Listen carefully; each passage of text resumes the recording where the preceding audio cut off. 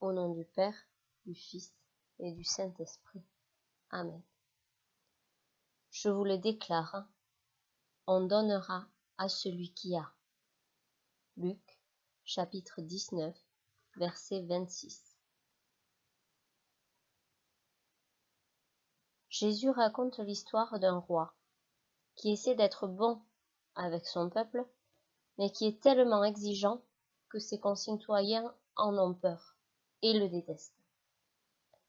Pourtant, ce roi veut montrer sa confiance en son peuple.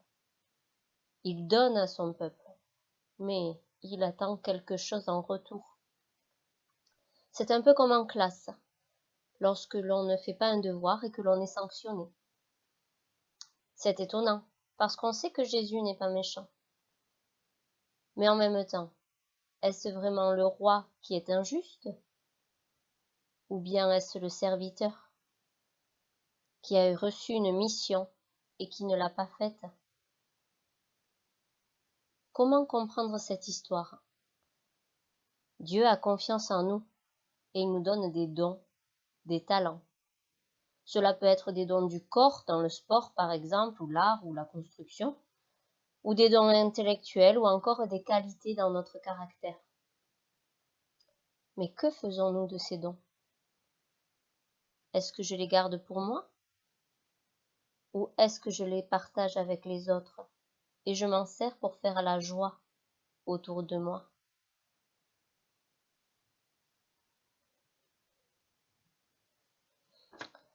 Seigneur, aide-moi à reconnaître et à voir mes dons pour que je puisse les utiliser pour faire le bien, pour apporter de la joie aux autres.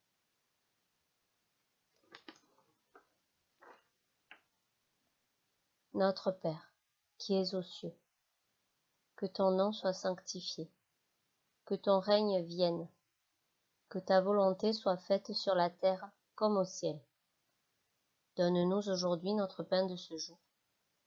Pardonne-nous nos offenses, comme nous pardonnons aussi à ceux qui nous ont offensés. Et ne nous laisse pas entrer en tentation, mais délivre-nous du mal. Amen.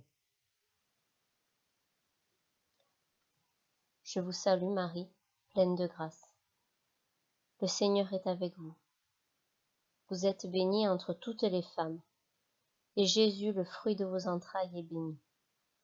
Sainte Marie, Mère de Dieu, priez pour nous pauvres pécheurs, maintenant et à l'heure de notre mort.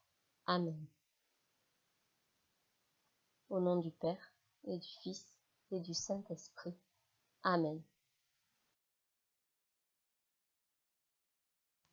Bonjour, je m'appelle Marine, j'ai 31 ans, j'habite vers Tartas et aujourd'hui je voudrais vous témoigner ce que j'ai vécu lors de mon baptême. Mes parents ont fait le choix de ne pas nous baptiser quand on était petite, ma sœur et moi, parce qu'ils n'avaient pas vraiment de conviction religieuse. Et ainsi, ils voulaient nous laisser libres de choisir plus tard, en fonction de nos croyances, si on souhaitait se faire baptiser ou aller vers une autre religion. Donc quand j'étais petite, moi je ne connaissais pas du tout Jésus ou Dieu. Et mes copines allaient toutes au catéchisme, alors j'avais vraiment envie d'aller avec elles. Mais mes parents pensaient plus que c'était pour être avec mes copines qu'une réelle envie de rencontrer Dieu ou d'entrer dans la foi. Donc je n'y suis pas allée. En tout cas, j'avais toujours ce sentiment qu'il y avait quelque chose là-haut, quelqu'un qui me regardait, qui était présent, quelqu'un qui pouvait influencer nos vies. Et du coup, moi, je parlais souvent, très souvent au vent. Je parlais à quelqu'un, mais sans vraiment savoir. Donc, voilà. Quand je rentrais dans une église pour des baptêmes ou des mariages de ma famille, je me sentais vraiment minuscule, toute petite. J'avais un énorme respect dès que je rentrais dans ce lieu. J'avais l'impression de rentrer chez quelqu'un et qu'il y avait quelque chose d'énorme, quelque chose de grand qui était là dans ce lieu. Donc j'avais énormément de respect. Et en même temps, lors des cérémonies, j'étais vraiment frustrée et triste de ne pas pouvoir participer puisque je connaissais aucune prière ni aucun déroulement. Donc voilà, et puis en moi j'avais toujours l'impression qu'il me manquait quelque chose, que j'étais pas vraiment heureuse à 100%, alors que pourtant j'avais tout ce qu'il fallait pour être heureuse. Je manquais de rien, mais j'avais l'impression que j'étais vivante qu'à moitié, qu'il me manquait quelque chose, sans vraiment savoir pourquoi, à moitié remplie de bonheur, à moitié pleine, mais il me manquait quelque chose et j'arrivais pas à identifier ce que ça pouvait être. Donc lorsque j'avais 16 ans, je suis allée au baptême d'un petit cousin. Et là, j'ai écouté ce qu'a raconté le prêtre pendant la cérémonie. Je ne me souviens pas des paroles exactes, mais je sais qu'il a parlé de l'amour de Dieu, que ce Dieu donne tout son amour à ses enfants. Il a parlé de Jésus, il a parlé de charité, et ces paroles, elles m'ont complètement captivée. Je me suis dit que c'était ça ce que je voulais vraiment cet amour, que c'était ça qui me manquait. Donc je suis sortie et sur le perron de l'église, je suis tout de suite allée voir ma mère et je lui ai dit maman, je veux me faire baptiser, c'est sûr. Et donc elle m'a dit ben si tu veux maintenant, tu iras voir le prêtre de notre village et puis tu lui en parleras. Donc je suis allée voir l'abbé Marcel Lasserre à l'époque. Donc là il a accueilli ma joie et puis bien sûr ce désir d'entrer dans la vie des enfants de Dieu. Donc j'ai commencé une préparation de 2 ans avec le prêtre, une équipe, et plus je découvrais Dieu, plus je l'aimais. C'était un truc de fou. Plus ma foi grandissait et plus je me sentais vivante et de plus en plus de joie. Donc j'étais vraiment sûre que en fait c'était Dieu qui était venu me pêcher, me chercher au plus profond de moi-même. Donc j'ai découvert le texte de la Samaritaine et je me suis complètement reconnue en elle. Dans ce texte, c'est une femme qui demande à boire à Jésus.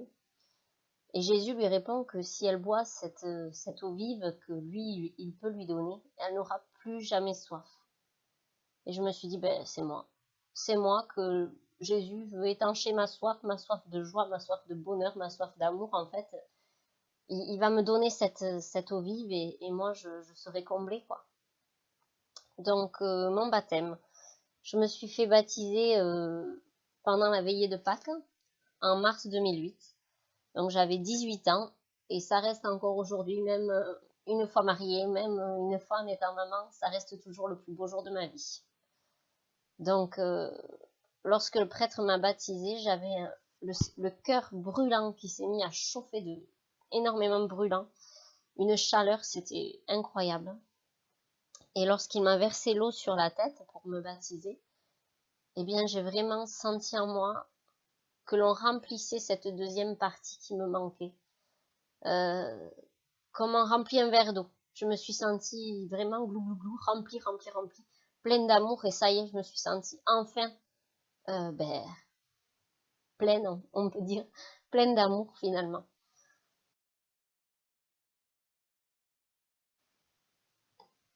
Aujourd'hui, je suis très heureuse parce que je sais que il y a quelqu'un là-haut qui est Dieu, qui sera toujours là pour moi, qui m'aimera toujours, quoi que je fasse, et qui me guide chaque jour dans ma vie.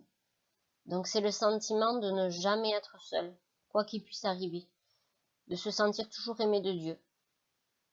Je suis catéchiste maintenant depuis mon baptême et j'essaie de donner aux jeunes ce goût de Dieu. J'essaie de leur dire, de leur faire comprendre que peu importe qui ils sont, peu importe d'où ils viennent, peu importe finalement, s'ils sont enfants de Dieu, Dieu les aime. Dieu ne demande juste à être aimé en retour. Donc voilà, à toi jeune qui me regarde, je voudrais te dire que Dieu t'aime. Et plus tu passeras de temps avec lui, à travers la prière ou la messe, et plus tu écouteras sa parole, plus tu comprendras que Dieu est là, Dieu te parle, et plus tu sentiras en toi cet amour et cette joie.